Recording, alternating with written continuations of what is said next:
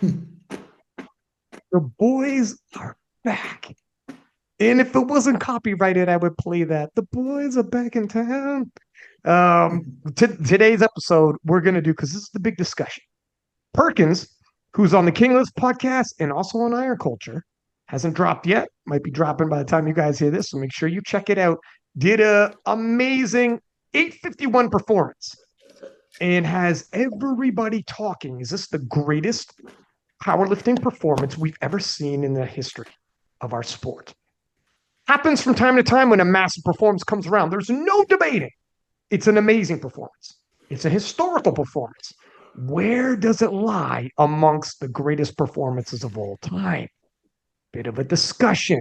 I got some OGs in the game, people who've been at several world championships, been around for years, and won't suffer from the recency bias.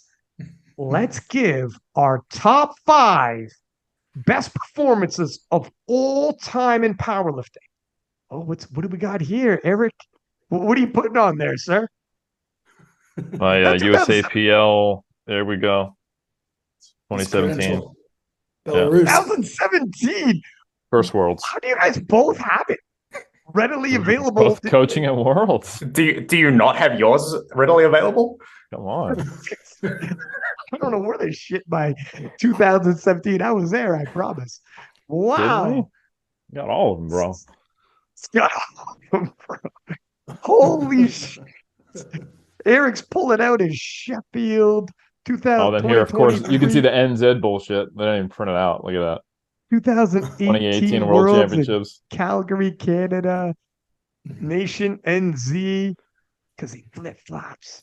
That's right. Which one's that for? Commonwealth 2022. Commonwealth, even Commonwealths. And Matt pulls out friggin' 1997. Okay. Yeah, I mean, the year Biggie was murdered. Okay. Have to win. Yeah. You don't want to play this game with Matt in the room. And then You're the gonna most lose. recent. Good times. 2023, Malta. All good. Yeah. Sorry, Eric. Do you want to just show that again? Do you want to show the ID photo again on that last one? No, and in fact, no one should. Yeah, listen, I wasn't the only one. All right, there was a number of people who read and that. An embarrassing number of people took a photo of their passport to put as their ID photo.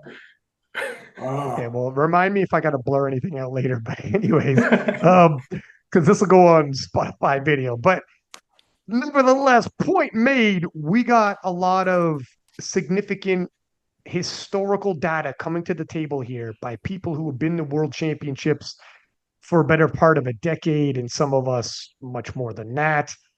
So we know, and our lists can be whatever the hell we want. This is just sports debate. I myself am generally focusing on when the IPF went raw in 2012, and I'm mostly looking at tested. All right, but you guys, when you step in with your lists, we'll start at number 5, and we'll work our way down to number 1, what we feel each is the most significant, impressive performance in our sports history. And you could say, my list is comprised of. There's no right and wrong answers here, just like when you're arguing sports at the sports bar, having a couple beers with the fellas. So for my number 5, I kind of let myself off the hook. I got a tie for number 5, but I promise you there's no more ties after number 5. Okay, so let me get past my number 5 with a tie. I'll go first, and I'll tell you what I got here, gentlemen.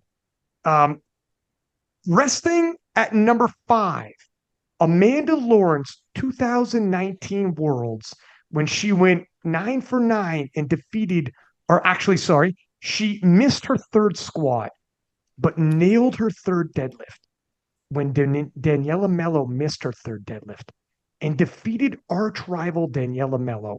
And the reason why that's my number 5. A, it satisfies a few things. World records in play. We had never seen a performance like this by the 84s. Year previous, the World Championships was won with 571. Both of these ladies went to 613. So was it historically significant in terms of performance at a world stage? Absolutely. But what I like about this one, which isn't always the case with all these performances that are going to be on the list, there was a rival there to push her to the very brink. And she needed the very last deadlift, and she showed up. That was significant. And who the rival defending world champion Daniela Mello. So the quality of opposition was extremely high. The hype and pressure extremely high. How significant was this in terms of women's powerlifting? Very few rivals had this type of hype around it and this type of reach. 2019 Worlds was extremely well reached in good numbers, very significant historically, and still holds up to this day if you watch it. Still holds up to this day, both numbers wise in that division, as well as the impact these ladies had. So for me, 2019 Amanda Lawrence's world championship win is number 5. Tied is another massive head-to-head showdown. Jessica Bittner, 2022. Jessica, a perfect 9-for-9 day, capping it off with the world record deadlift and the biggest, how significant is this? The biggest deadlift we'd ever seen in the IPF in the Raw division. On top of that, who was she battling? We had the reigning classic champion showdown with the reigning equipped champion, and I get the shit go. You get no better than this. World champion versus world champion, 9-for-9 performance, right down to the very last deadlift. Oh, and by the way, it's the biggest deadlift, not in the weight class, but period in the IPF. It doesn't get much sweeter. The hype was huge and it lived up. And then to this day, still extremely significant. We all look back on that class as one of the best classes, one of the best sessions we've ever seen at any IPF Worlds.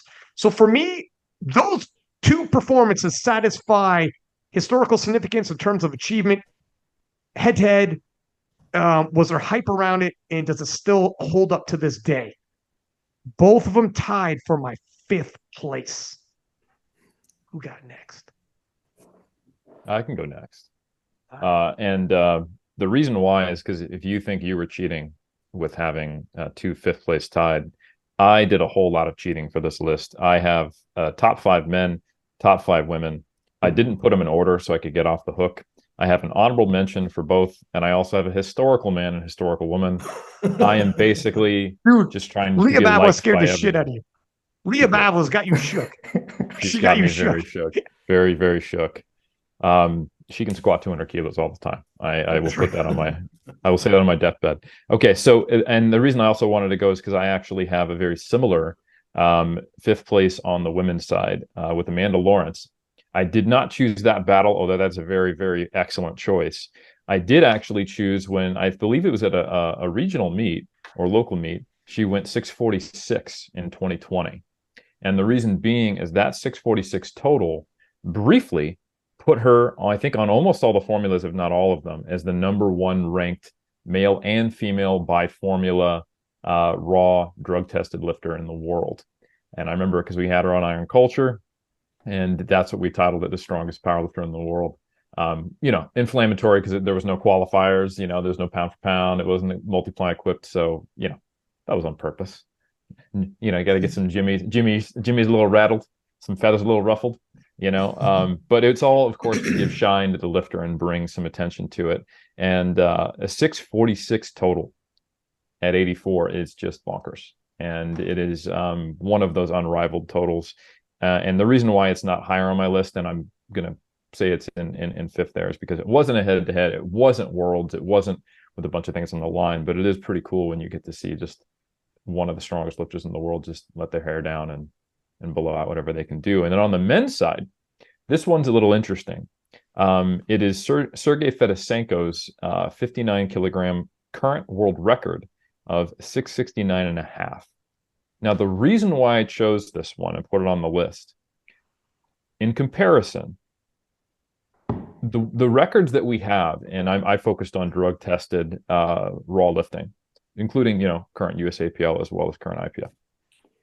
That's the oldest standing open total world record on the IPF world record list. All the other ones are much more recent. On the women's side, this is a crazy statistic. I posted on my threads not too long ago. The oldest record in the women's open total is from 2022. So if you think we're at the peak or we're starting to top out, you were wrong, because we're still climbing the mountain. I think the men in maybe a few weight classes, that may be the case, but I think we're a little further up the hill. We're closer to something that might be resembling maybe a more of a plateaued peak. I'm not saying this sport isn't going to improve, but I think we have to mention, even if Sergey wasn't necessarily facing a crazy battle in 2016, that is the most untouchable record that is currently on the record list in the 59 kilo class, and I think we're still seeing that class develop. So that one's probably going to stand for a little bit longer, and those are my two fifth place spots. Let me add one caveat to yours, just to back up your Amanda Lawrence. She also, as an 84, had the biggest total period, regardless of weight classes, that year with that performance. That is true. That is true. So, very good point. So the period, the biggest performance that year, and she's not in the biggest weight class, which doesn't happen very often. So no, that's significant. Matt, you want to go next, kind sir? I'm going to defer to Rory because I feel like a loser here with my picks. But all right, Rory, you go. Wow. And that's second guessing himself. Now I'm really interested in what Matt has. Man. Okay, I'm going to preface this by saying I haven't cheated. I've come up with an absolute top 5 list in order. Okay. But I will say that when I was coming up with like my notes for this, I came up with about 15 performances that were like, wow, I'd really like to put all of these into my top 5 list. So if people are disagreeing, could have just done it. I got 14, so I'm just saying. If people are disagreeing with my list, I'm definitely not taking that personally. But in 5th place, I will say that I have Brittany Schlater's 2023 World Championships performance. She went 9 for 9. So she squatted 281 kilograms. That was the record at the time. It was broken shortly afterwards, so she didn't get to hold it. But she did break the squat world record. She benched 155, which is just like huge, and deadlifted 257.5. She added 13.5 kilograms to the world record total, which is just like a really big amount to be adding to it to a already good world record total. And she did this head to head at the World Championships against like 2 lifters who are individually, we would say, are incredibly dominant. And she beat both of them head to head. And so like, is it the best good lift points or the best dots of all time? Like, no, it's not. But it was a performance that I was blown away to watch. It was absolutely incredible. One of the standout sessions for me at Worlds. So like, that's my number 5 pick. What do you think, sir? And put it. Okay, go ahead, Ryan. No, please speak up, Ryan. I was just gonna say one of my honorable mentions is actually Alexis Jones with 721 at the past USAPL. But we're keeping those. That's one of my actual picks. Okay, well, never mind. I'm going to cannibalize. That's why I shouldn't have said anything. You go ahead, Matt. Yeah, I think, wow, so I went ahead and scrunched all mine together as well. I guess kind of like you did, Ryan, and like Rory, I think I didn't do as extensive of a list as Eric. So apologies to the listeners who are looking to me being I'm the one who should be apologizing. No, for those of you who are listening and looking to me as the most senior member here, by a long shot, I've got some historical stuff that I'll be happy to mention at the end. But I really did condense it down to the top 5 performances, regardless of gender. So I combined the women and the men, and it's number 5 was extraordinarily hard to pick for me, and I'm probably going to get a lot of shade for this one, but. I'm coming in with Taylor Atwood in 2021 at USAPL Raw Nationals, his 838.5 total, which we're all very much aware of. And the reason that I picked that one is because it was a groundbreaking performance at the time. It was literally and figuratively light years ahead of the rest of the competition. And he did have competition there, by the way. I mean, Austin Perkins competed against him at that meet and had hit an 800 kilo total at the time, albeit at a slightly heavier body weight, and totaled 770 at that meet. So he was no slouch. He also had Michael C there. So it's not like he was lifting essentially unopposed. It's just that what he did that day, I don't think anybody saw that coming other than a couple of us who were privy to the behind the scenes information that was taking place in the videos and the game planning and the strategizing at the time. So I was anticipating an atomic, if you will, bomb drop of a performance because I knew what was going on behind the scenes, but nobody else really knew that was coming. Unlike Austin's recent performance, where it was anticipated. We'd seen his recent 825. I think everybody, taking the temperature of the room in the powerlifting community, anticipated something bigger than 825. With Taylor, it was one of these. It was a Roger Bannister moment, if you will, where the 4-minute mile gets broken, and nobody thought that this was what he was doing was achievable. And I'm not a fan of. I've made it very clear I'm not a fan of any of these metrics, the dot score, the good lift points, the Wilks, any of that stuff, because Ryan, as you've said, it's been well documented, and you and I share the same opinion there. We can tweak the system, we can tweak the metric, and if we switch metrics for different years, it crowns a different champion and that sort of thing. So I'm not really a proponent of using those scores. I understand the desire for us. Naturally, it's human desire to compare lighter people to heavier people and kind of try to figure out, where do they fall in the spectrum of greatness and human performance and boundary pushing and all of those things. So, so Taylor's performance for me at that particular time, I'm putting that at number 5. It just was absolutely extraordinary. I mean, I don't know what else I can say about it. I was obviously close to the action. I'm also kind of a proponent of these 9-for-9 performances. Now, he did go 8-for-9 that day because we all know that he jumped the press command on his third bench. But again, to put it in perspective, it's not like he missed the lift, physically missed it, or didn't lift the weight. He was capable of lifting it. And then, even went into the gym a week later and proved that he was capable of doing more, albeit under gym conditions. So that doesn't count. It doesn't mean anything. It's just a carnival act, if you will, kind of lift. But anyway, so that's why I have Taylor at number 5. Of course, I've got some bias there because, I was able to call the shots and call the attempts and was right there with boots on the ground and a part of that performance. But I just think it was, at the time, such an outlier performance that it cements its place in history, at least for me. Moving on to our number 4s, gentlemen. And I'll go first. So this one is going to be, this is where things are going to get a little contentious, I think. But I have Austin Perkins hitting 859 at USAPL Nats. 851. 851, sorry. 851. Yep. Yeah. Now, Austin Perkins, the reason why this is so historically significant, and everybody already knows it's so recent, but I'll rehash it. 9-for-9, not only bests Taylor's previous, I get it, he's point whatever the heck, slightly more body weight, but obviously the body weight so close, it's comparable. It's a phenomenal performance, beating 838.5, not by a little bit either, but by enough, a sizable enough amount. Oh, by the way, also besting anything we'd ever seen in the 82s or 83s. Not just on that day, but period ever. It was a historically significant performance, 9-for-9. Matt, I know you enjoy those 9-for-9s. You're going to like that.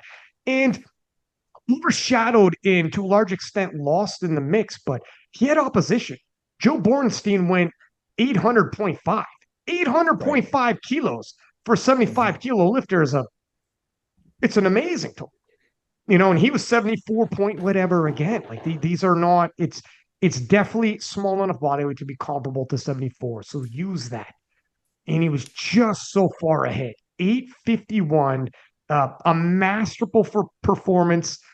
To Matt's point, yes, it wasn't quite I had Austin on the podcast and he said, Taylor set the standard for which I was chasing and changed what everybody thought was possible. And due to that, we kind of somewhat seen a Perkins or someone's going to come, but just absolutely crazy. And in the top 5, as a matter of fact, nestles as my top 4.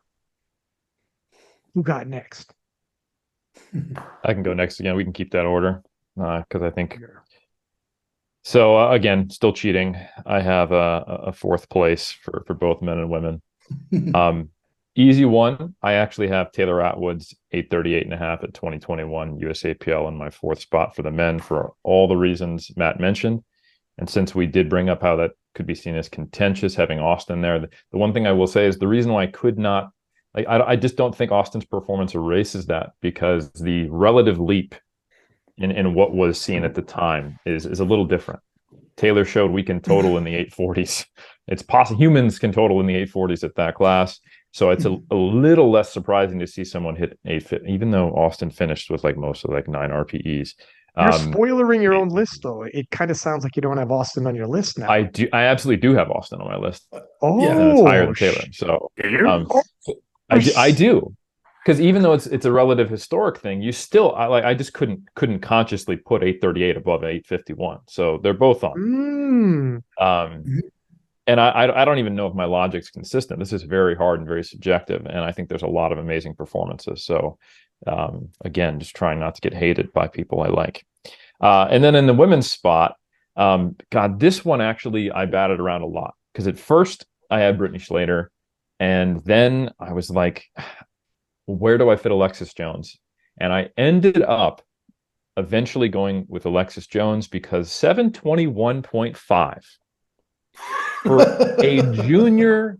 No, let me tell you, I'm not even going to qualify it. If you told me, and I don't care if you're green, 8 feet tall, 2 feet tall, or purple, brown, I don't, or what is in your pants. If you said my total is 721.5, I would say, good God, you're strong. Like super heavies in the men's division, sometimes, like 5 years in, they're totaling in the 700s. Like, oh, it's a strong guy. Like, damn. Like, like, so 721 is just effing strong. So I think what a 721.5 total says for a junior in the women's division right now, and what I said about how the oldest record's only from last year, I think people are going to be shocked at where the difference between men and women actually ends up in 5 years. And I think, you start correcting for lean body mass, and it's going to be hard to tell, which is a really, really interesting thing to me as a scientist, and a really, really cool thing, I think, for anyone who's a fan of strength. So I had to eventually, Brittany, honestly, it was awesome to watch her session. I still contend that's the best session from IPF Worlds, but I got to give it to Alexis Jones. 721.5 is insane. It's insane. It's interesting. If I could add 2 cents before you get into your men's side, it comes down to, do you favor head-to-head performances like Rory likes the head-to-head and who won a head-to-head? Or do you like, it's not necessarily head-to-head, but it's a standout performance, like, oh my God, historically speaking, this is so mind-blowing. And there's a limit there. Because like, if I, like when it was 701, I would have gone with Brittany Schlater because it's close. But then there's another 20 kilos. Like, what do I eat? It's nuts. It's crazy. I agree with Eric. It was Taylor Atwood. So I'm done. Yeah. Oh, sorry. I think, that's right. Sorry.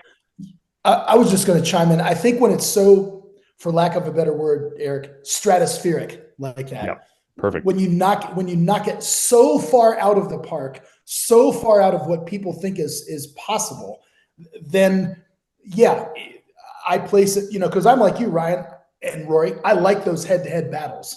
I think that they can bring out the best in somebody. And look, anybody can go in and lift unopposed and, just swing for the fences and put together that magical day 9 for 9 where they, essentially, they treat it as a max out day versus a true competition. So don't get me wrong. I'm always in favor of those times when it's head-to-head matchups. I think we can all agree that we would rather see 3, 4, 5 people battling for the podium, or 1 and 2 people going neck and neck battling for the gold, than we would just somebody lifting at an exhibition, if you will. But when someone puts together a performance, to Eric's point there, of 721, the 721 stands out so far above and beyond even like the 701 that in those times we can count those performances as the greatest of all time, or greatest performances of all time, or in the top 5. So I'll let Rory go with his number 4, and then I'll chime in. Sure. So my number 4 is actually a little bit of an outlier pick for me. It's a 7 for 9 performance, so like not super notable in that respect. But it was 2019 Ray Williams totaling 1,112.5 kilograms, and the reason that I'm picking that is, in a way, so that was the day that Ray squatted 490 kilograms, and so in a way that was a performance that at least made me believe that higher levels are possible. And so even now today, when that record is another 40 kilograms higher than that total, nobody has squatted within 20 kilograms of that still. I think Jesus's best squat in competition is still 470. And so like that squat by itself made that performance. Like, at least in my mind, there's very few things that come close to a raw drug tested human walking out and squatting 490 kilograms. And just to throw a little more onto it, that was 100 kilograms ahead of the next best total by any raw IPF lifter that year. I think the next best was Jeza Uepa at 1,012.5 kilograms, which is still an insane total. And Ray was 100 kilograms ahead of that. That was my number 4 pick. I love the perspectives when you could say, oh, by the way, so just so you know how ahead of the game that person was at the time, and you give a little perspective like you just did. Yeah, it's crazy. It still is crazy. 490. It's my insane. God. He's right there for 500 kilos raw. Yeah, can I?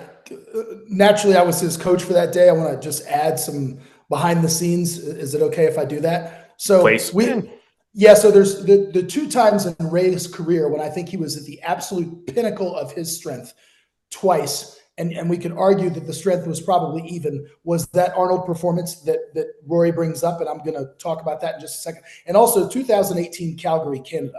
At both of those competitions, he was primed and ready. The training said it. The data was there. Healthy. He was feeling good. 500 was going on the bar. That was the plan. We were going to squat 500 kilos. We had set the attempts up that way, the warm-ups. We were intentionally going to do that, even more so at the Arnold, because it was this exhibition. You know, we tempered our enthusiasm slightly in Calgary. We backed our opener down slightly, but 500 was still within the realm of possibility, and things didn't go our way. He didn't squat the standard, and we had to repeat and all that sort of thing. But at the Arnold, it was a completely different story. There's no consequence for missing other than possibly, losing out on some cash at the time. So he crushed his opener at that competition with 450 kilos. And we took our normal standard jump, which at his strength is about 25, but we went 27 and a half. So we went to 477.5. And we knew by virtue of one of the referees there was a very tough referee who was going to be sitting on his high hip. And we'd already discussed it, what the play call was going to be. And he got called on depth on the 477 and a half. He also didn't get his foot set completely to the way that he liked it. So he didn't hit the 477 and a half as smoothly and as cleanly as he would have liked. So I could see it in his eyes when he came off the platform that there was a little bit of hesitation there in terms of putting 500 on the bar. So I immediately said, yeah, I think based on the fact that, number one, you just got called on depth, and number two, that wasn't as clean and as smooth as you would have liked it because you didn't get your foot set. I said, how about 490? And he says, that's exactly what I was thinking. So we took the 490. Of course, he comes out, he gets his feet perfect, to Rory's point. He smashes it. Probably had the 500 on that attempt, if I'm being quite honest. Goes 3 for 3 in the bench, hitting a PB.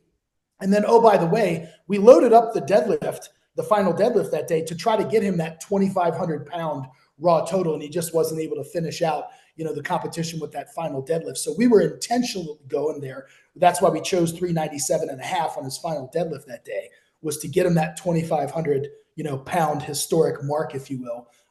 But anyway, so hopefully that adds some context. But yeah, that was just I'll never forget that moment. That entire ballroom was absolutely electric. Every single person in the room was on their feet with phones in the air. And it was the most unbelievable thing you've ever seen. And those opportunities, it's just an environment and a cultural moment and an event, unlike any other. just, the Arnold at the time was aggregating more eyeballs on the sport than in any other singular event. And we've seen that now change with Sheffield and so forth, and Raw Worlds taking off. But it was just amazing because there were just that room was packed. There was standing room only, and everybody was standing on their feet, screaming at the top of their lungs, cheering for him. And it was electric. What's your number 4, sir? You're up next. I think I'm going to surprise a lot of people, but I know that I'm going to make her happy. Coming in at number 4, I have Natalie Richards at 2023 IPF Worlds. And yep. And I tell you why. So I had Leah Bavois in contention for this. If I had a 4A and a 4B, I'll be honest, I had Leah at 4B with her Arnold performance in 2023. The only drawback is that it was, matter of factly, the Arnold. And so it was more of this showcase competition. Leah clearly knocked it out of the park. She had the biggest total that she's ever had. She squatted the most she's ever done. She deadlifted the most that she's ever done. And oh, by the way, she went head to head with Carola Gara, even though I think at the time, Ryan, if I'm not mistaken, Carola was not 100 coming into that meet and was a little bit off. But anyway, and perhaps we'll see a rematch, at Sheffield, and that's a whole nother podcast. But my point is with Natalie Richards is it satisfies all those criteria that I think Ryan and Rory and Eric and I love. And that's the fact that there was a head-to-head battle. And oh, by the way, this was her first World Championships. This was her first international competition, her first overseas travel. Talk about heavy opposition. She's going up against Jade Jacob, who at the time, checks all the boxes in terms of pedigree. And she goes head-to-head, toe-to-toe, goes 9 for 9. She wins the Best Lifter Award, so she satisfies the criteria in terms of GL points, and she sets a total world record. And it's nice to see somebody who isn't an outlier in any one of these singular disciplines, be the squat, the bench, or the deadlift, be able to put together a performance like that and put together such a mind-blowing world record total. And it's cliche to say, and it's kind of this recency bias thing that people always say, but I mean, the best is yet to come for her. I think she's just scratching the surface, quite frankly. So, and also, and I've said this many times before, and I just recently saw her at Raw Nationals, and I went up and hugged her and reminded her of this. So I just want to make another point. If you rewind the clock to literally almost to the day, 1 year before, she's bombing out of USAPL Raw Nationals in her best event, the deadlift. And not one single time did she complain. She didn't pout. She didn't make excuses. She didn't play the victim card. She took full responsibility for her actions and said, that's on me. I need to get better. She aligned herself with a new coach and went back into the lab. And 1 year later, she's really on top of the world and just does this unbelievable signature performance. And so for me, Natalie Richards is coming in at number 4. Yeah, no, she did a phenomenal performance.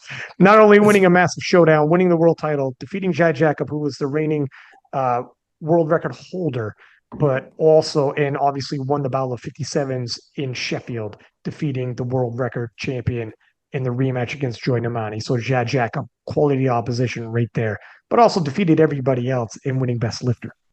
That's right. Massive performance by Natalie Richards. Good call. I'm going to give you guys my number 3, and I don't think you guys will have this one on your list, but this one is a favorite of mine, and we'll see what people say when I put it out there. John Hack, 2016 performance, defeating Brett Gibbs to become a world champion. And for a little perspective, the New Zealand crowd's like, okay, perfect. This one's on there. But bear with me. This one changed the game for hype. I've said it a million times. I won't go over everything around it, but in terms of the hype around this one, in feeling the pressure and rising to the occasion, we had never seen hype like this before. We weaponized social media for the first time, and the entire community was behind Hack versus Gibbs. SBD made posters like they were boxers facing off in studio, life-size, bigger than life-size posters. It was the wildest. I was running the Instagram on IPF, and every flipping week, I would post each of their training sessions back to back to show them going back to back, asking who's going to win. There was bold talk by both parties, both guys coming from different nations on opposite sides of the world.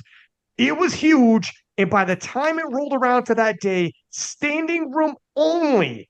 And I still, to this day, when you look at the video of Matt Gary and Joey Flex telling John Hack, and there are three legends of the game I just mentioned, behind the curtain saying, come on, John, it's all down to this. The very last deadlift by Hack would make him go 9 for 9 against an all-time great in Brett Gibbs. And the curtain opens and you see the standing room crowd chanting. And it's in US, and Hack is an American about to seal the deal. And he goes out there, his knees shake, the engine revs, and he locks it out.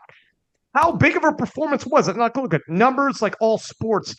It's going to pale in comparison to these days, but then let's give some historical significance in comparison. The year before, 775 won the world championships.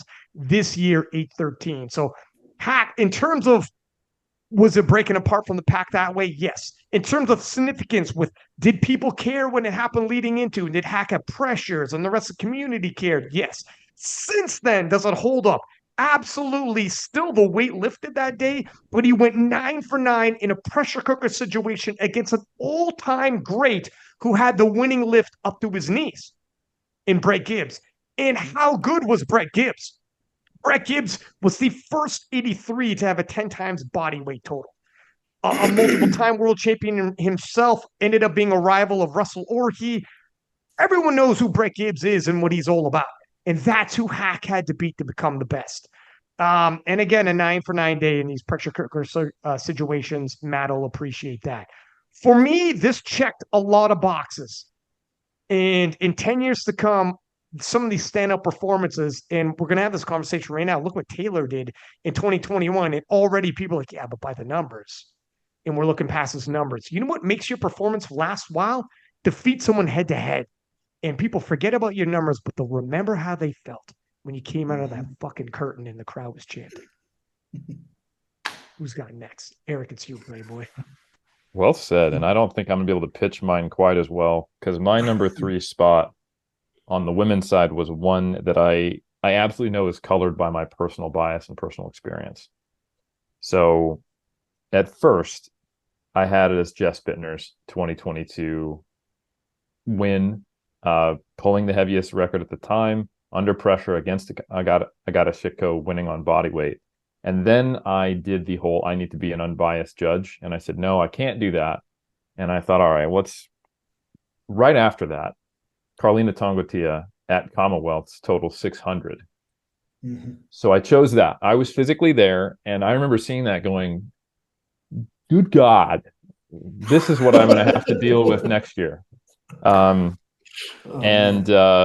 I think my personal experience, because she was going unopposed, but again, it's one of those situations where it was a stratospheric performance, as Matt Gary so perfectly and eloquently said earlier, because it was the first 600 kilo total in the 76 kilo class. And it was just right after these two world champions at Worlds are killing themselves to total 585. And she goes, hey, well, how about 15 kilos more? What?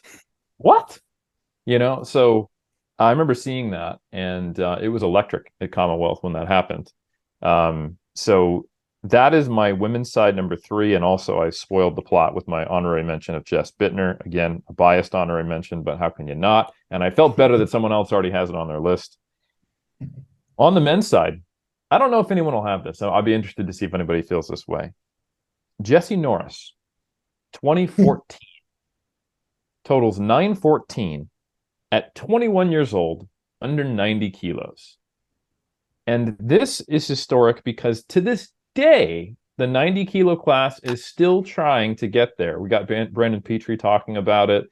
Beef on the internet between Russ and Brandon just because someone's saying they're going to do it. Like, oh, look, if you're going to call it that kind of a historic performance, then, things are going to happen on the gram, And as silly as it is today on the internet, it was silly in 2014.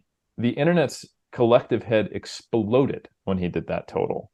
And I remember conversations online like, oh, he's got to be on gear. And everyone's like, dude, the guys on gear can't even do this. You know, this is a Jesse Norris thing. Like this is, and today we're nearly a decade later, and no one is quite there. You know, I can think of some people if they wanted to cut down to 90 who might be able to do it. I think Brandon Petrie is one of the obvious ones. I think maybe, you know, Ashton Rauska, if he was to get all diced up. But I think, you know, on the recent King of the List podcast, he was talking about how there's a big difference for him from 93 to 90. You know, he's just getting too jacked.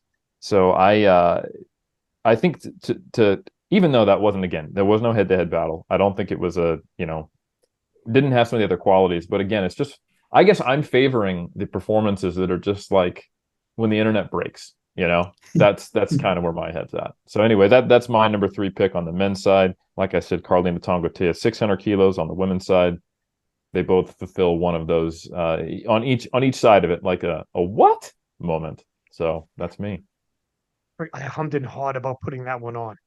It was relatively like local meat style, pound plates, I believe, yada yada. But it pound plates or whatever. Like there's video of it. It happened. The squats were to death. It's crazy. I hummed and hawed that one in frig, man. I don't know these lists. Rory, what do you got for number 3? Yeah, it's hard. I would say all 3 of the performances that Eric just called out were on my like long list of, you know, like I had Jesse Norris, I had John Hack, I had Brett Gibbs, I had Jessica Bittner. I had all of these on my long list, and I could only pick 5. Except everyone could only pick 5, except Eric, who picked 14. So, yeah, just. But no, my number 3 was Taylor Atwood's 838.5 because, like everybody has already said, it was just stratospheric, right? Like, yes, Perk has done more at a very similar body weight now, but like at the time, it was 26.5 kilos ahead of the next best total at that body weight, which was also Taylor Atwood. And it was 38.5 kilos ahead of the next best lifter at 74 kilograms. It's just an enormous leap in what we thought was possible.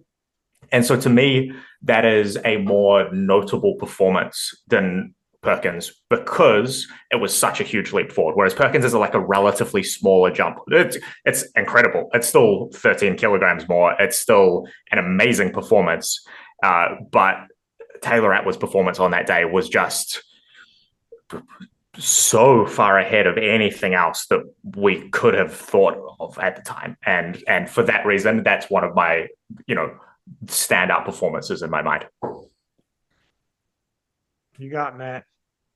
Yeah, I like what you added there, Rory. That does make a lot of sense. So yeah, I mean, mine's already been mentioned, but I'll mention it again and just add a couple more things. So I do have Austin Perkins as my number 3. It trumped what Taylor did by a significant amount. I think we can all agree that it was anticipated. Like Rory said, what Taylor did was not anticipated. It was otherworldly. Perkins's performance still is mind blowing to me. He did go 9 for 9. It's the heaviest total that we've ever seen at that body weight, obviously. And oh, by the way, he would have won the 82.5s easily, I might add. He would have placed 3rd in the 90 kilo class. He would have placed 2nd in the 100 kilo class. It's better than the 83 kilo IPF world record, I might add. And oh, by the way, it's only 93.7% of the equipped world record at 74 kilos. So put that in your pipe and smoke it in terms of what Perkins achieved at this meet. I mean, he could go to equipped worlds, lift raw, and probably make, you know, some noise. So for me, I've got Austin coming in at number 3. Yeah. I got a feeling our top 3s, you could argue me either way and I'd agree with you. That's how close these are. Let me move into my number 2. My number dose, and I'm going to continue this conversation / debate. This is where I'm putting Taylor's performance, 838.5. Here's why. If we're talking why above the Perkins performance, well, like I already said, you could probably talk me into Perkins as well. I'm very, very close to it. The reason why is, as we already stated, Taylor went first, and Perkins is mind-blowing, but I can wrap my head around it, where Atwood at the time I swear to God, I kid you not, everybody was like, how the fuck? Like I just could not. It was I could not wrap my head around it. Nobody could, and it opened up everybody's ideas on what was possible. I believe Perkins, kind of paraphrasing, was like, man, he said on the Kingless podcast, he set the standard. He was like, oh my God, well that's what it is now.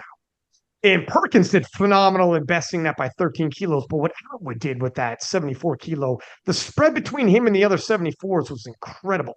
And when he did it, if Russ wasn't there, now this is before the political drama, if Russ wasn't there, he also would have broken the 83 kilo world record, by the way. He also would be the number 183, not just on that day, but all time. He would have achieved what Perk did as well. Also, if he'd made the bench, if the bench would have counted. Right. So Perkins, unfortunately, politics right now is ugly in powerlifting. I'm not going to tell anybody. So due to politics, Russ wasn't there and situations changed. But just giving a little perspective, Taylor Atwood at that point in time when he did 838.5, however you want to judge it, whether it's world record, how far ahead he was the rest of the pack, or do you like formulas? He had dots, Wilks, and Goodlift points. There's not a formula you can use, my friends. He had all of them. He had world records, national titles. Everything was Atwood. There was no debate. Period. And he was the reigning pound for pound king, and that was that. And it was mind blowing. And I'm that's why he's my number 2, and he nudges past Perk. But I'm telling you, you got great debates on Perk as well. And if I'm fighting this, I'm not taking this to the grave. It's not the hill I'm going to die on. But so it is what it is. Eric, what are you thinking, love? It's actually perfect because I had Perkins at number 2. So yeah.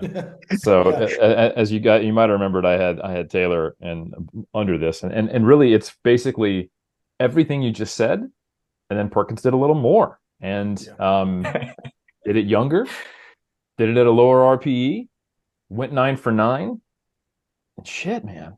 There were some things that make it not the number 1.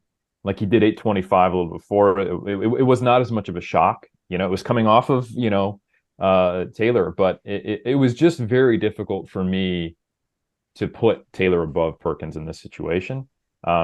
Just because he did more. And I think by the time, if he's injury free and he's 30, when Taylor hit that, what is he going to total? 870? Like, come on. Like, what's happening?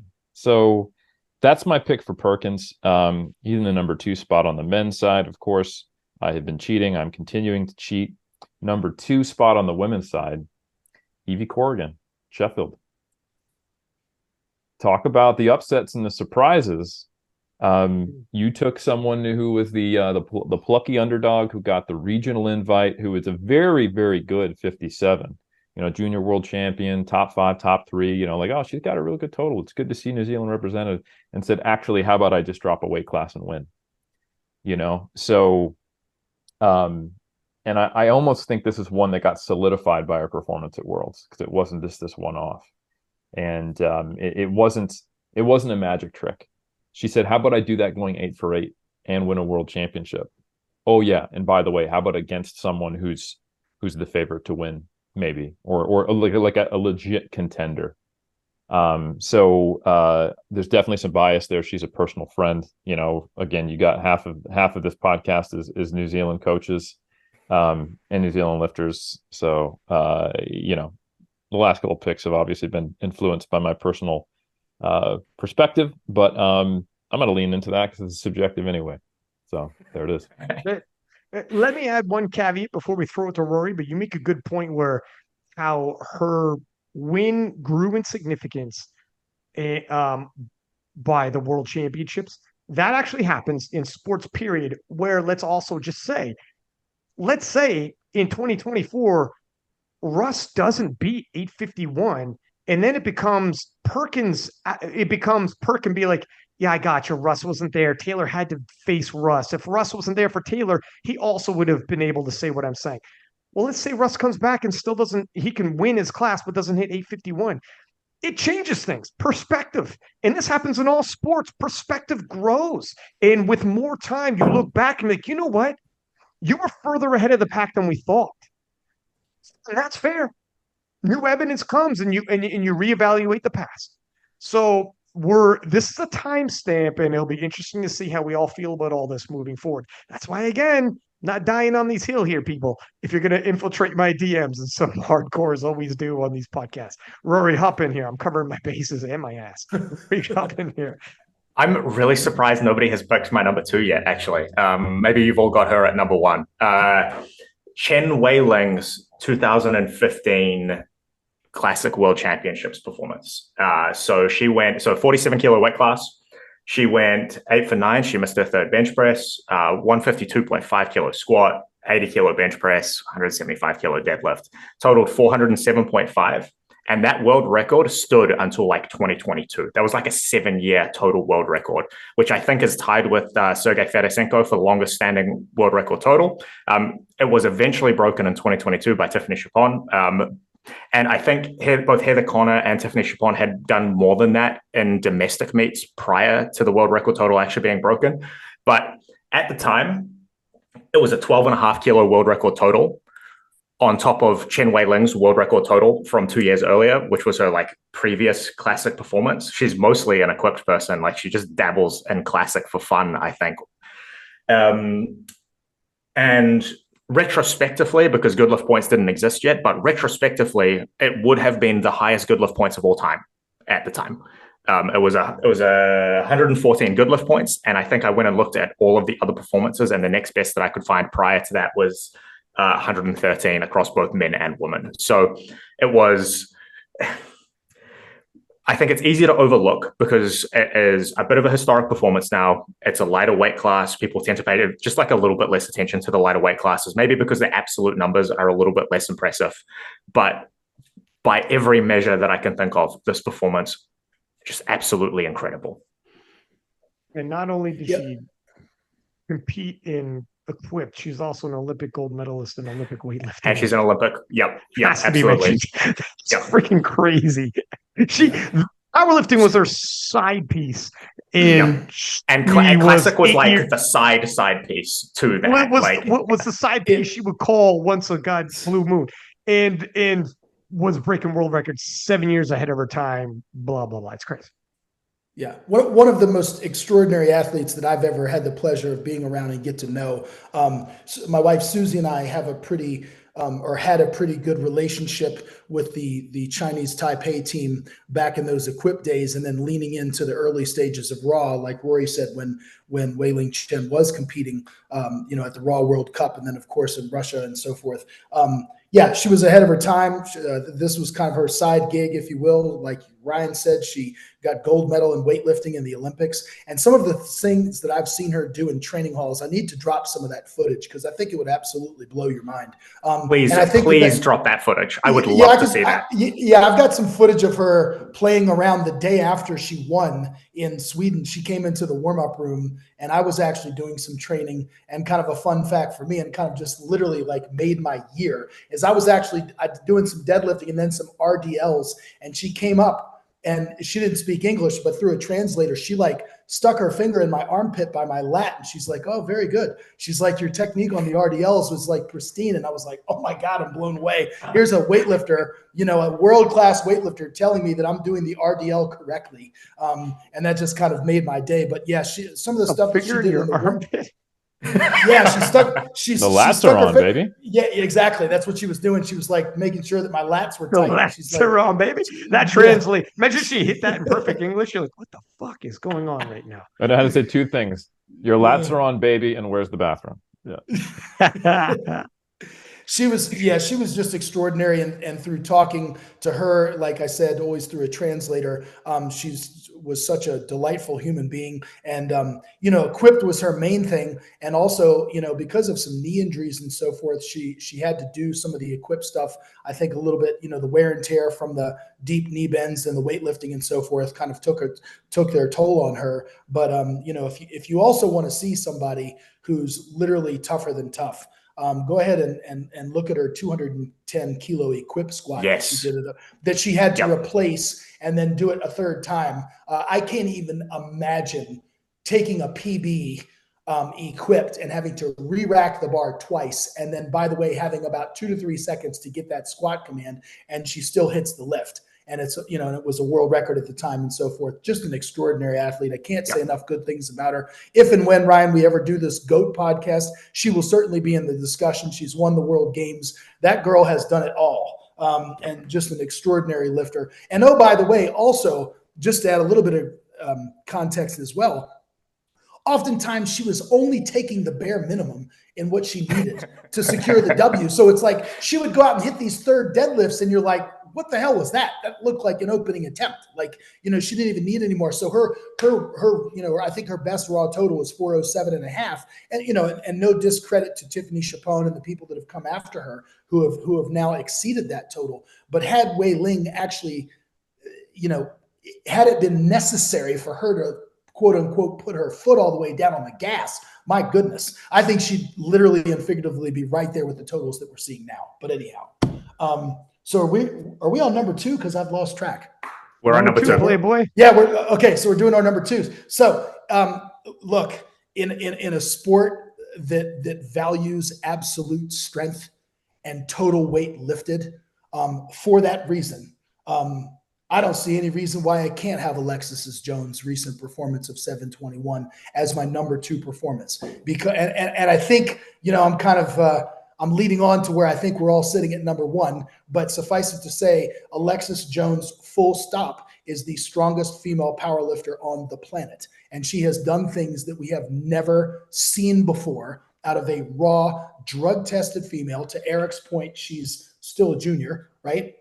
She's a student. She works full-time. Go ahead and listen. I'm going to plug the other podcast for just a second. She was recently on the Australian podcast, the Performotion podcast, and I was listening to that today. And I actually sent her a DM, and I said, you know, people aren't talking about you, but I sure am. And I think you're going to come up in conversation. You know, Eric has already mentioned her, and the rest of us have already mentioned her. So just to put this total in perspective, not only is it the heaviest raw total ever, but it's 28 kilos above the current IPF world record. And yes, I understand it was done on home soil. I understand that it was done in a USAPL meet. She didn't have to travel. She didn't have to face the strict judging and all of those things, but she's coming. She has every intention, right, of transitioning to Powerlifting America to now try to attack those other goals that she has and check those boxes. And I know that she's intentionally doing that and looking forward to that. So for all the people who are out there who are the naysayers, just hang on. She's coming. And I think that, you know, we will soon see. And I know that Brittany Schlater is going to get stronger. I know that Sonita is going to get stronger. I know that Bonica is probably pissed off at her performance and wants to try to come back and right that ship. But what we've seen out of Alexis Jones and the ease with which she has done it as well. You know, these lifts look comfortable and they're pristine. They meet the standard.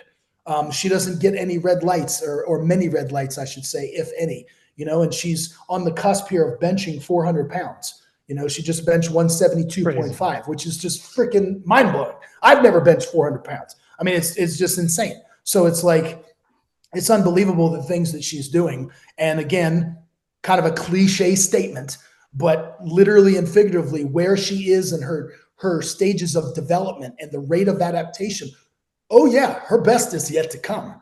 And so we just saw 721. It's like unfathomable to think of what she might be capable of when she really does have to push. You know what I mean? Yeah. I mean, it's like, yeah, you know, Eric is holding up fingers, you know what I mean? Like an 800 kilo total. I mean, it's, you know, it's plausible. I mean, I don't think that's out of the question. And so anyway, that's why I have Alexis Jones at number 2 in a sport where it's, like I said, absolute and total amount of weight is taken seriously. I mean, how else are we judging the sport? That, matter of factly, is the goal. Forget the metrics, forget the formulae, all these different things. Full stop. She's the strongest. Period. End of report. Leads me to my number 1. Perfect segue, huh? We're cooking with grease today. Jesus Oliveras. 9-for-9 performance at Sheffield is my number one with a bullet. Coming off of 2022 Worlds, he was under all types of scrutiny. Now it feels like so far in the past, we forget. So many people were like, he can't hit depth, can't lock him out. I'm talking about Rory. And it was a question That's about fair. That's fair. can he meet the standard? But honestly, it was a question, to be fair. He did struggle to meet the standard, to be fair. I was calling that in the commentary booth. His knees for deadlifts locked, unlocked, etc. And at Sheffield, it actually ended up being, remember, he went to Sheffield on a wild card. Nobody saw that coming. He needed a wild card to just make it to Sheffield. Nobody saw that coming. Shows up to Sheffield, goes 9-for-9, hitting the biggest total we've ever seen in powerlifting, period. Tested or untested, the strongest human, the biggest performance our sport has ever seen. Has to be my number one. 9-for-9 performance. And to this day, still number one on Wilks. So he's got one of the formula. It's tough for a big man to have a formula. Wilks is the big man formula if you're going to have one. And he's got it. So Jesus Oliveras, my number one pick for the greatest performance of all time. I'm going on kilos. Keep your formulas. I'm going on kilos. Eric? Cosign. What are you thinking? Those lats are cosign tight, on baby. the. What did you say? What was your My answer quote? was, those lats are on point, baby. And that pick is on point. Thank you. I got the same one for the same reasons. Don't need to rehash it. Big shout out to him. Of course, again, still cheating. I have a women's pick as well. And it has also already been mentioned. And for me, I think it ranks higher because it was more of a surprise. Natalie Richards. First time she came out. Awesome. 9-for-9 performance, only 24, in contention in a heavily contended weight class. I mean, and let's be clear here. We were like, oh, in the preview, who's going to win best lifter? We've got either Amanda Lawrence or we've got Leah Bavois. Oh, maybe Carol Legara, and Carol Legara surprised everybody. Oh my God! And then wait, oh, Natalie Richards won best lifter. So I had just had a very tough time with. Like, I didn't see that coming at all. And maybe it just means I wasn't paying attention and I'm ranking it too high. But I think all the reasons that Matt gave earlier is the reason why it's number one for me on the women's side. And so that's my picks. That's my two number ones. Natalie Richard on the women's side, Jesus Olivares on the men's side, for all the reasons that both of you gentlemen already so eloquently said, and they do not need to be rehashed. Murray, what you got? Again, both of those were on my long list, but my actual number one is, as Eric had before, Evie Corrigan. The day of Sheffield felt a little bit like a sucker punch for a lot of people, I think. So a lot of I sort of knew it was coming because I knew she was cutting a weight class, and I don't think many people did, though I think a few people had guessed. But she hadn't publicly said anything, so it felt a little bit like a sucker punch. But there was nothing tricky. There was no magic tricks. There was no, she went 9-for-9. She made attempts and she totaled 5% over the world record total. And then she went to the world championships 3 or 4 months later, hit exactly the same total, only not even taking her third deadlift. It was just really, really good. Obviously, she's a personal friend. Obviously, she's a New Zealander. Obviously, I used to train with her for a very long time. So, obviously, I'm very biased here. But this is sports talk. I'm allowed to be biased. It's kind of our job, right? But that performance, I think, surprised a lot of people. It added a lot to the world record total. I think it upset a lot of people's picks for what they thought was possible at that weight class or what they thought was going to happen at Sheffield. And it was the biggest meet of all time. I don't know what else to say. She won the biggest meet of all time. That's all I got. Yeah. What do you think, Matt? Yeah, I was just going to add, and Eric and Rory, clearly you know her vastly better than I do. I've only had the pleasure and honor of meeting Evie on one occasion, perhaps two, if I if my memory serves me correctly. But no one better in the community to deliver that sucker punch than her. Literally no one, because the epitome of just a friendly, good soul, humble, and didn't see that coming.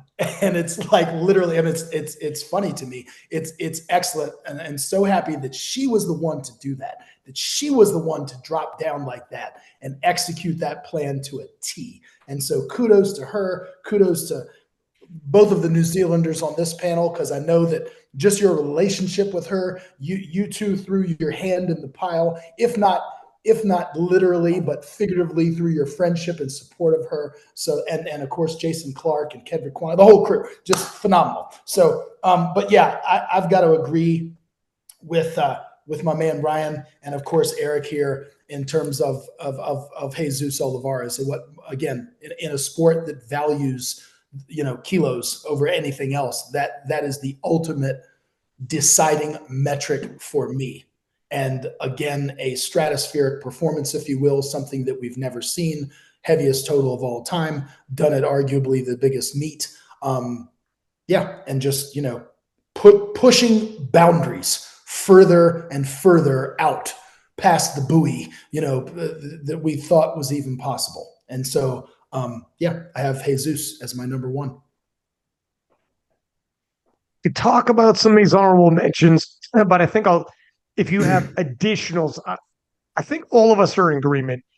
Like, for instance, Alexis, Natalie, these are honorable mentions that they didn't make my 5, but they're going to be in my honorable mention. A lot of our lists cover our accompanying other honorable mentions.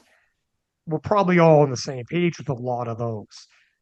Evie, obviously. I mean, I hummed and hawed on that one. How do I not get Evie in there? She's my honorable mention. And I can be talked into bumping somebody and putting in Evie. It's very difficult. So we probably covered each other's honorable mentions. Is there, though, an honorable mention or other performance that needs to be mentioned? The only honorable mention I have that was not covered is Rondel Hunt, totaling 1045. Purposely weighing in under 120. Sheerly for the fact that there was so many other ridiculous performances at USAPL Mega Nats, I couldn't get him there on the list at 1045. But that's incredible when you look at what's been done in the 120s and the IPF and how dominant those performances were when they happened by Dennis Cornelius. This is another level above that. So big shout out to Rondel Hunt at 119, even though he's in the 125s, totaling 1045, which is a good super heavyweight total, just to put it out there. Oof. Yeah, Rondel was, I just want to piggyback on everything that Eric said. So Eric summed it up nicely. The only knock against Rondel is essentially this was an exhibition competition for him. And he actually warmed up on the same rack as my lifter. So I got to spend a lot of quality time with Rondel and get to know him better, and his coach Sanjeev. So hats off to both of those guys. This essentially was an exhibition for him.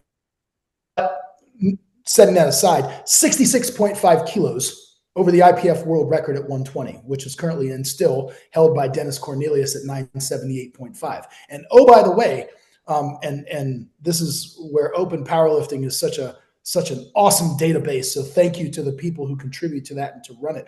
It is tied for the 18th heaviest total of all time.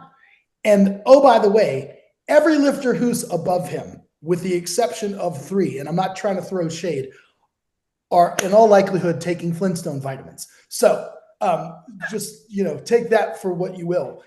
Just an extraordinary total. And quite frankly, I fully believe that, talking to Rondel and to Sanjeev, they were so hung up on getting that 600 dot score, and they intentionally took those attempts in the way that they did, that clearly those attempts would be chosen differently if he actually had head-to-head competition, number one. And number two, now that he's kind of checked that box, so to speak, I mean, he's proven time and time again now. We've been expecting this 400 kilo plus deadlift out of Rondel Hunt. And it's unquestionable that this guy has the strength to do it. And I think we're going to see it. sooner rather than later, but they were intentionally going for that 600, dots, and they kind of wanted to satisfy that. And the reason, after speaking to Rondel kind of behind the scenes, the reason that he missed that 397.5 on his second attempt is there were some large divots in that platform. So just add a little backstory. And so I think he put his foot in one of those divots accidentally, or didn't get quite lined up, where he wanted to be. And that was, in his mind's eye, responsible for the unevenness and the bar shake and the up and down and that sort of thing. And then he was able to come out on the third one, albeit with the accumulated fatigue of having missed the second one, having it be so untidy, but was able to seal the deal. So yeah, that Rondel Hunt is on my honorable mention list as well. Just an extraordinary performance, doing at 120, what again we didn't think was possible, and so just leading the pack. I mean, he's just so far out ahead of everybody. And I know that I'm not alone in saying that all of us on this panel and a lot of us in the powerlifting community yearn for the day when we can get this politic crap out of the way and get this guy back, where he belongs, which is at an IPF World Championships, and then presumably even further. You know what I mean? Let's see if he could make it to a Sheffield and so on and so forth, because he definitely, that's where this guy belongs, having won the juniors in 2018, trumping the open total that, Bryce Lewis achieved that year. Eric and I were there. I'm like, I'm looking at this kid. I'm like, thank God he didn't lift in the open, because we would have had to contend with this cat. You know what I mean? So anyway, yeah, Rondel is on my honorable mention list. Just a phenomenal performance. Let me add something else, and let me ask, gentlemen, because Rondel, I'm glad you said Rondel Hunt. Did Rondel Hunt not do in the 120s what Perk and Atwood did in the 74s? Yeah, I think he kind of did. Did he not? Yeah. Did he not, though? And we say he didn't face opposition. What opposition? With all due respect.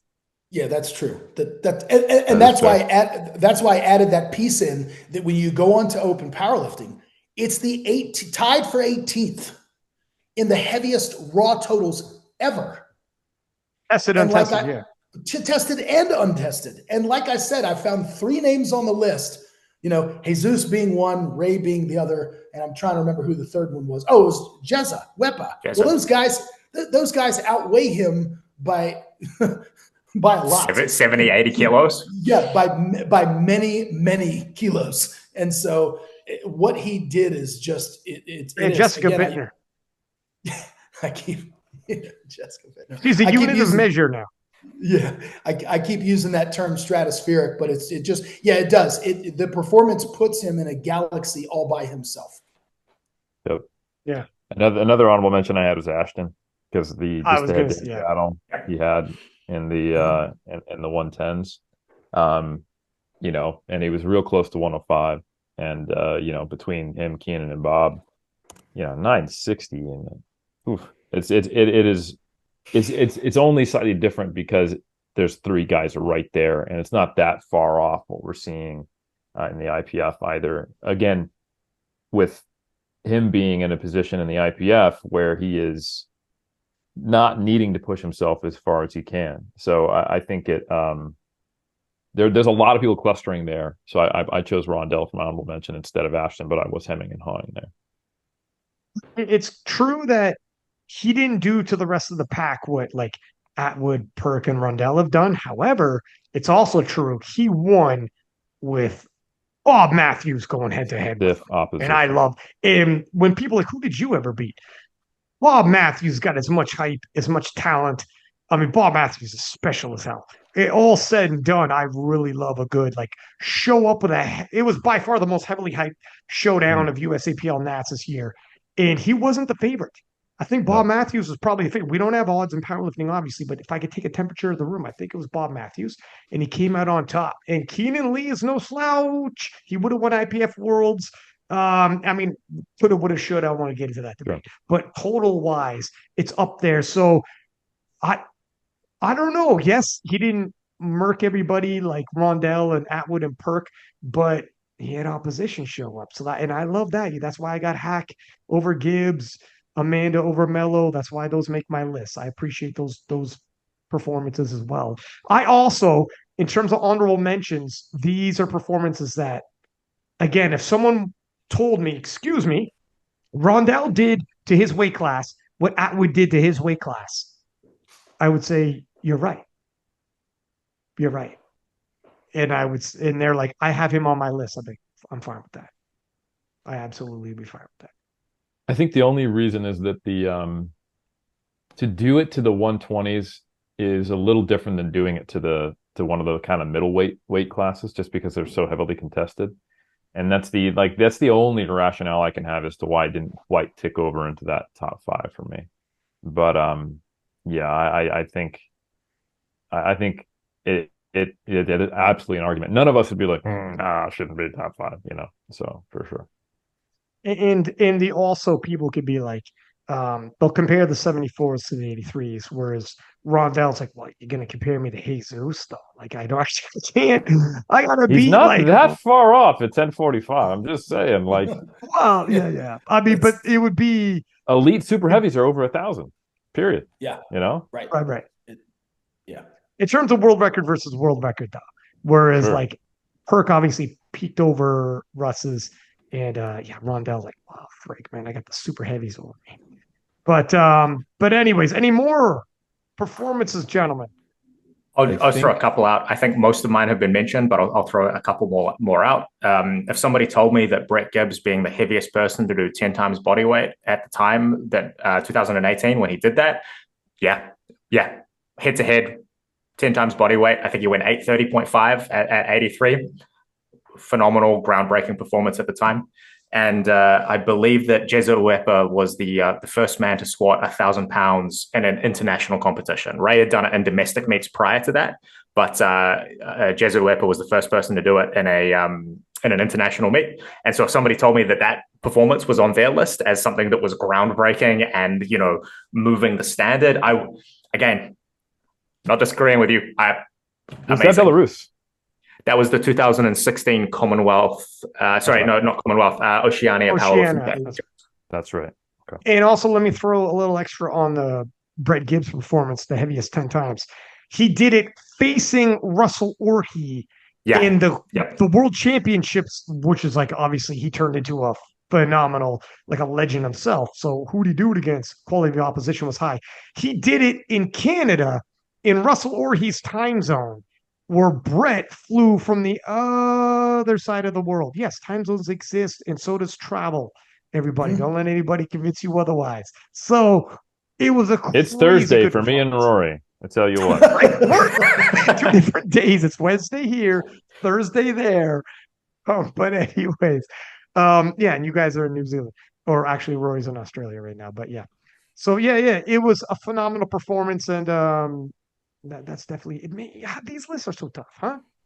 You can literally, if you can convince me so many different ways.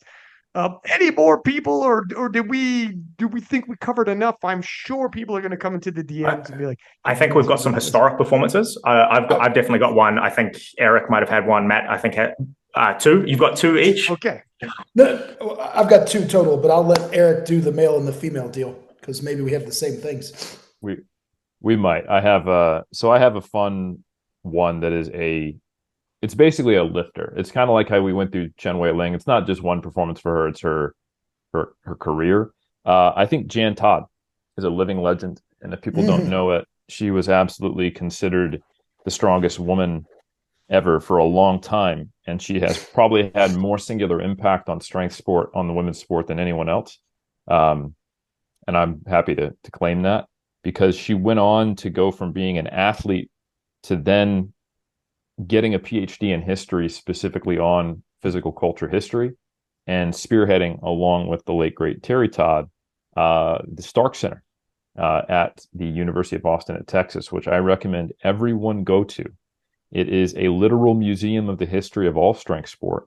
It is huge, amazing, incredible. She is the main custodian of that, and she has been the doctoral advisor for many physical culture historians who are now really they're the reason why not everything is just going to disappear as an Instagram reel. That we have the physical proof. We have Bob Peoples' deadlift bar that he loaded with rocks made out of wood. We have just an incredible things there. So anyway, some key highlights. In 1976, she was the first woman to officially exceed 400 pounds in any power lift. She deadlifted 412.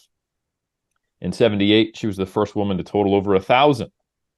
In 77, she was the first woman to squat more than 400. In 78, she was the first woman to total over 1,100. In 79, she lifted the highest total of any woman in the first IPF Women's World Championships. In 81, she was the first woman to exceed 500 pounds. She squatted a 507-pound squat. And this is like baby single ply days, by the way. It's like, you know, we're talking like I got a little bit of saran wrap or like I got half a tennis ball in the back of my knee kind of deal. Also in 81, she established the highest world records in the heavyweight division with a world squat of 545 and a half, a deadlift of 479, and a total record of 1229.5 pounds. And that was she was the first woman to total over 1,200 pounds in those lifts at that time in 82. So that is my first historic pick. The next historic pick is another living legend, and this is a specific performance, and it's Ed Cohn.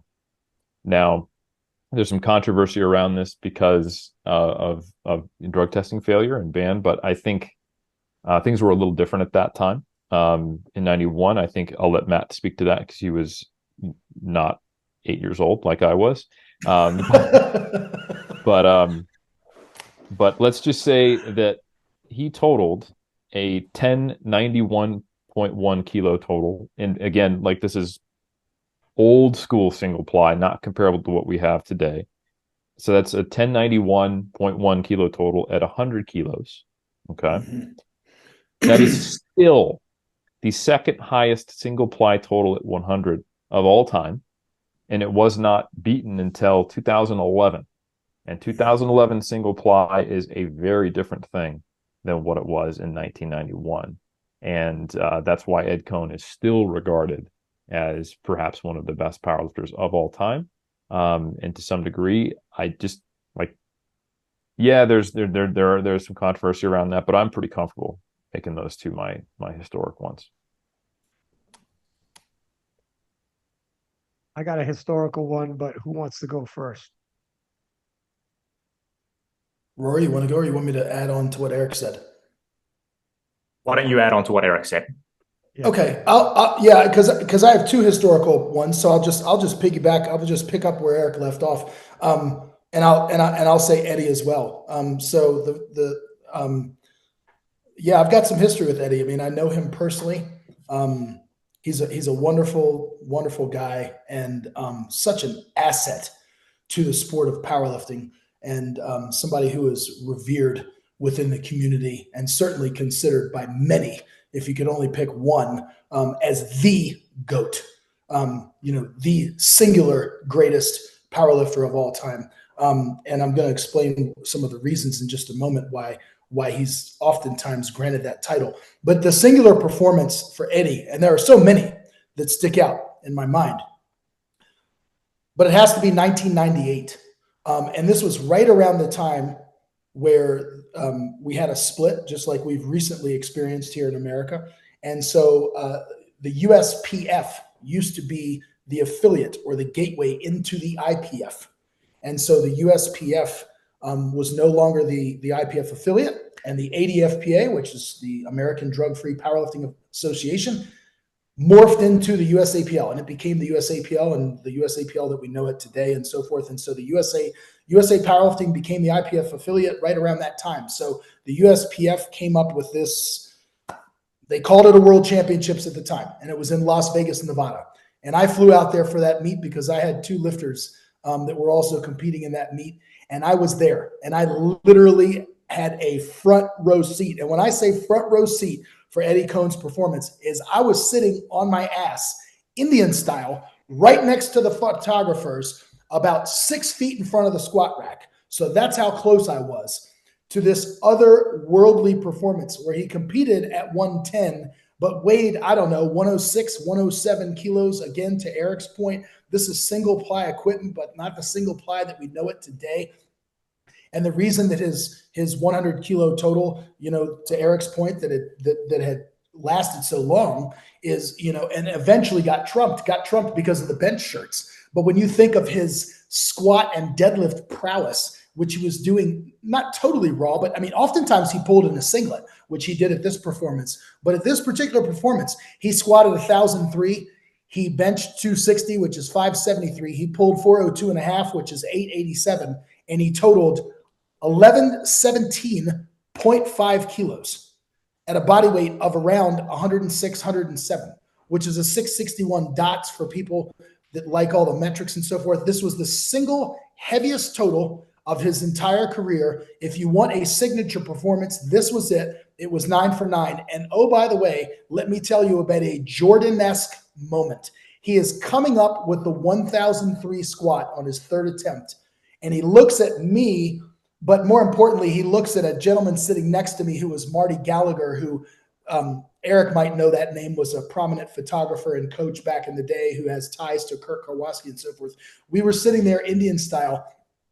He's just putting the finishing touches on this 1,003 squat. He looks down at both of us and winks right at us. And it was the most unbelievable. I'm like, I can't believe he just did that with all this weight on his back. He just looks at us, kind of smirks and winks as he's putting it into the rack. And I'm like, my God. And so anyway, so he just hits the most extraordinary performance of his career. And one of the reasons, Ryan, because we talk about out-totaling people, and clearly, look, we understand now that powerlifting has progressed and the talent pool is deeper than it has ever been. We're seeing more, high tide raises all boats. We use these analogies all the time. And so the talent pool is deeper than it's ever been, and there's more head-to-head battles, and we all love to see that. So granted, Eddie is literally a one-of-one type guy, a one-of-one type lifter. But let me put this in perspective for you. He started his career lifting at 165 pounds. A lot of people will compete in multiple weight classes, but he went from 165 all the way up to 110, from a 75 kilo lifter all the way up to 242 in pounds, 110 kilos for people that like kilos, right? And didn't lose a single competition from 1983 until when he finished, he was undefeated. And his totals oftentimes were the heaviest totals at the meet, period, full stop. So at 100 kilos, he was out totaling the 110s, the 125s, and the 125 pluses. And oftentimes the only person who would out total him would be one super heavy, like an O.D. Wilson or somebody like that who's weighing over 400 pounds. So that's one of the reasons why Eddie is regarded as the GOAT, is because he, we talk about what like Perkins just did, where he out totaled the weight classes above him and so forth and broke the world records above him. So it was like, look, when you showed up at a meet and you were competing against him, it was never more true that you were fighting for second. I mean, it was just, you're fighting for second place. Eddie makes his openers, the meet's over. He's going to win. He was that strong. And in that much of another galaxy, so many light years away and past everybody else. And so for 15 years. Yeah, for undefeated. I mean, the guy never lost. And the one time that he lost, I think he lost to like Mike Bridges, who's another guy who will end up on a greatest of all time type list and so forth if you know your powerlifting history. And I think Eddie was injured and came in light and had a severe water cut and all that crap that goes along with it. And so I sound like an apologist. But suffice it to say, that singular performance, which was his greatest singular performance in terms of total kilos lifted, arguably he'd done better pound for pound in body weights, according to what, like what Eric said, he probably did most of his damage in the 90 kilo and 100 kilo weight classes. Some of the stuff back then was just mind blowing. If you go back and look at the videos, you want to talk about and he's not a little guy, but a smaller man in terms of his body weight at the time under these monstrous loads. It looks like a cartoon. Like when he squatted 859 weighing, that's 390 kilos, weighing 90 kilos. Like it just doesn't even look right. It looks like somebody, like it's photoshopped. I mean, it looks that weird. So anyway, so Ed Cohn clearly is on my honorable mention for that singular performance. And I won't spend as much time on this one, but I'd be remiss if I didn't mention John Hack, his 2022 American Pro performance. It's not quite the heaviest total that he's ever put together, but it was the heaviest total of that meet by far. And he did it at a body weight of just under 90 kilos. And I get it with the 24-hour weigh-in and that sort of thing, but he totaled 1022.5, weighing 89.9. And the amount of weight that he's deadlifting at that body weight, he pulled 410, a 903 deadlift is just extraordinary. So John Hack is on my list. Keep talking.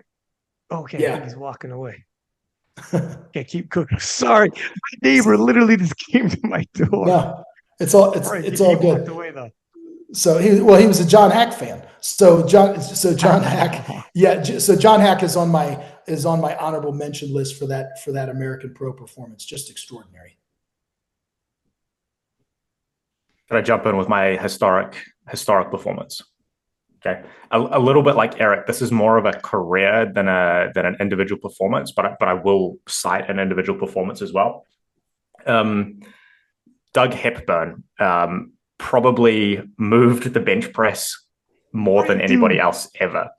So he said his name. What do you mean? We just wild. This is wild obscure. I actually have him pulled up. I read his autobiography. I can't believe you know Doug Hepburn, but go on. Sorry. This is that obscure. Yeah. That is definitely a strength legend. Okay, so he's credited with being the first person to bench press 400 pounds. He's credited with being the first person to bench press 500 pounds. He's credited with being the first person to bench press 550 pounds. I think his career best was about 260 kilograms, and he was pushing for 600 when he eventually retired. I think he moved into like pro wrestling or something after that. So this was happening. I believe he bench pressed 500 pounds in May 1953. So this is actually about 20 years before like powerlifting even solidified as a specific sport, right? This is when powerlifting was like odd lifts, and there was just like a giant list of things, of lifts that you might do to be considered like a strong person. So is this a powerlifting performance? Like, not really. But he moved the bench press way more than probably anybody ever, right? Like, and if you've ever heard of the Hepburn method, which is a program you can find online probably for free, that is reportedly how he used to train, or at least So that's my historic. And real quick here. Okay, go on. These are not Alico benches. That's about to say. No. Yeah, that's what I was about to say. Go ahead. There's two reasons why, if you look at the historical strength performances before powerlifting became powerlifting in the 60s, that the deadlift was far more developed. There are some credited deadlifts. If you look at Bob Peoples, if you look at some of the overseas lifters, even in the 1900s, there's some claims of 700-pound deadlifts in literally the early 1900s, late 1800s. You only need the ground for that, right? But to have the ability to squat or bench, you need a rack. So the Steinborn squat, which you might have seen someone do, this historic lift in strongman, where they tilt this lift onto themselves and then get crushed and then stand up. That's what they did before squat racks, or they would have to literally clean it and then do a front squat or pop it onto their back. Same thing with the bench press. For years, you were looking at floor pressing, or you were looking at people, best case scenarios starting around the 40s and 50s, is on these skinny ass benches that you would like probably get for like the $10 at the garage sale were the standard, right? And the bench presses, I can't until you've benched on something like that, like where you're like, I'm going to go ahead and bench on the seat on a park bench, 500 pounds. There you go. He is on a chest. Yes, he's bench pressing on your luggage, and he's doing fine. There's no rack in this photo. Did these two guys just like lift this up onto him? Yes, absolutely. Yes. He literally laid down on a chest that you would have at your grandma's house in the living room, and that's what he's doing. They just pull over 500 pounds and put it over him. There's no cushion. It's literally a wooden chest. It looks like his head is hanging off the end as well. Like he's not even on it properly. He's laying By the down way, flat backed on a chest, and let me do 500 pounds. by the way, last comment that I want to make on the historical significance of him doing this in the early 50s. The first recorded instance in any published journal or that any historian can confirm of anabolic steroid use in the weightlifting community in the US was in 1954. And it was some people experimenting. It was not. It was actually not. I'm just joking. Yeah, so this was untested, but before anabolic steroids were known, right? Yeah, they had yet to become a thing in the weightlifting community, at least at large. There's actually wasn't overseas potentially in Russia, maybe as early as the early 50s. But yeah, and you will see different opinions online because people can't handle people with abs or strong benches when they don't have them. But if you actually look at I have literally looked at FDA records going back into the 30s. I have researched this extensively because I'm very curious as a drug-free bodybuilder and lifter. But I think it's extremely unrealistic to think anybody is doping in the 40s. And I would actually say impossible, just based upon the economics of scale and the fact that, what are you going to download off Google the Polish article that is in the chemistry journal, and then you're going to synthesize it in your bathtub? We're going to make a transatlantic flight or call? Yeah, none of that existed. So realistically, we're looking at the early to mid 50s as the earliest point, and it's even possible, but extremely unlikely that anyone is taking anabolics. So Doug Hepburn is doing this drug-free on your grandma's luggage when he's getting and this wasn't even early single play, right? Like he's doing this mostly with no shirt on for a lot of the time, right? Like this isn't a single play. This isn't early single play. This is like, he's doing it in a wrestling singlet without even a t-shirt underneath most of the time. Yeah. He also, just to give more significance, he also was the world champion in Olympic weightlifting. Back, and this weightlifting was in the Olympics at the time, had been in the Olympics since the early 1900s. So it had been in the Olympics for 50 years. So not like, well, it was super new. No. And this is when Olympic weightlifting had the military press as well involved, where you bring it up to your chest and press it. And Hepburn was breaking records on that. Surprise, surprise. So he had incredible pressing power. And then he became a professional strongman, and he was in the forefront of being a professional strongman, literally touring around doing feats of strength for money at halftime, like in between periods for hockey, shit like that. Hepburn's a friggin' legend, broke a bunch of records. The weightlifting federation used to keep records for bench press. So there wasn't organized powerlifting, but there was record keeping. And they actually kept records on him. So a lot of these are official records with officials actually taking the records down. So it's not just folklore and mythology. His book is really good. Right before he died, sorry, jump in, Playboy. If we're going to start talking history, I'm going to lose control of myself. So, all right. The clean and press was in the Olympics until 72. The reason it got removed is because they'll be like, oh, the Russians messed it up, but that's the American narrative. Everybody was getting very, very good at maintaining the specific rules. It's actually very similar to how the bench press has been changed now in the IPF today. Like, okay, you're meeting the rules, but I don't like the way that looks. So the internet, if it had existed in the 70s, would have felt this way.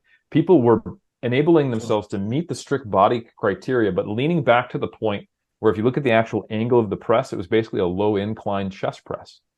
So matter of factly, while today we think of the overhead press in the powerlifting community as maybe a decent, for some people, accessory movement for bench press, the bench press was seen as an accessory for the clean and press at this time.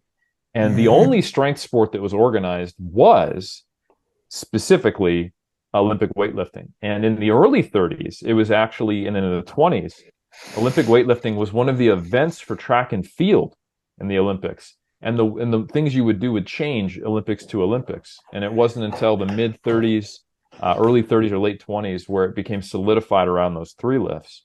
And the odd lifts, so curl, bench press, and also just squat and deadlift, they were absolutely recorded because they were considered these key other feats of strength that eventually would become powerlifting. And just to put it out there in perspective, to discuss the significance of how strong Doug Hepburn was at the time, there was 2.5 billion people in the world at that time. That's 1/3 of the population of what it was today. And there was maybe 1/50th the density of gyms. Like you didn't get to, there's no 24-hour fitness. You know what I'm saying? So I think people, the degree to which the outliers were outliers back then cannot be understated. And I will now shut up. I'm also reading Ken Patera's autobiography right now. Olympic weightlifting, like, took a silver medal at Worlds and blah, blah, blah. Yeah, man, I love those old stories.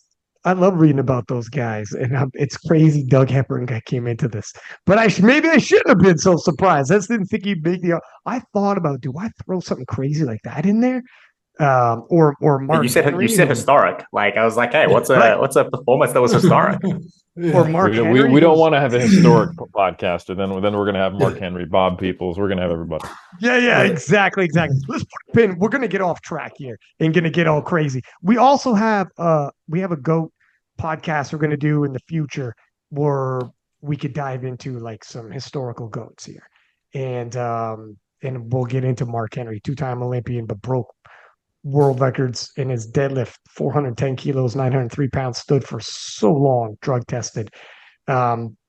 Anyways, gentlemen, do we want more to throw in here? Because we can go all day. I think if we really want to go in historic, we're gonna be here all day, right? No, they got it. We won't be able to listen to this. It needs to be a reasonable length. That's right. Agreed. All right. Thank you, gentlemen, for coming on here. I couldn't trust anyone else more with it. I got to see what the hell my neighbor was doing at my front door. But for anybody listening, please do subscribe, give us high ratings. Until next time, 6-pack Lapadat, 6 up, and we are out.